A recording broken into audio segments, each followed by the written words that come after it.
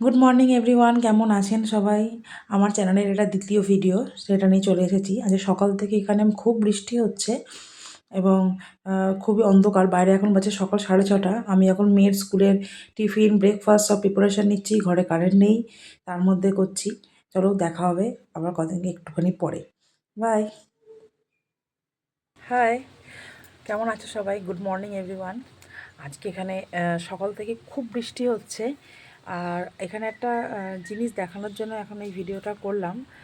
সেটা তোমাদের আগে দেখি। জানি না ভিডিওতে কত স্পষ্টভাবে আসছে। হ্যাঁ, এই যে মেঘটা দেখছেন, পাহাড়ের মাঝে মাঝে দিয়ে মেঘটা যে ভেসে যাচ্ছে, এই জিনিসটা দেখতে খুবই সুন্দর লাগে।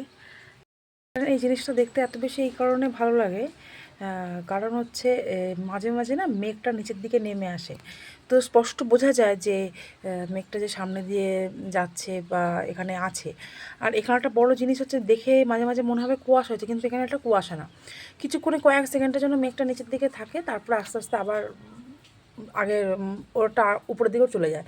তো এখানে একটা জিনিস হয় হিমাচলে, সেটা হচ্ছে কুয়াশা। এখনও পর্যন্ত আমি কুয়াশা দেখিনি। রাত্রেবেলা শিশির পড়ে, গাড়ি ফাড়ি থাকলে বাইরে সেই সিট ভিজে যাওয়া, কিন্তু যে কুয়াশার জন্য রাস্তাঘাট দেখা যাচ্ছে না বা সামনের কিছু দেখা যাচ্ছে না, সেই জিনিসটা এখনও পর্যন্ত আমি এখানে এখনও পর্যন্ত দেখিনি। আমাদের ওখানে কি হয়, শীতকালে কুয়াশা হয়, রাস্তাঘাটে কিছু দেখা যায় না, হ্যাঁ, অন্ধকারের মতন লাগে বা, কিন্তু এইখানে এই জিনিসটা দেখা যায়নি। তো এখানে কুয়াশা জিনিসটা আমরা দেখি না।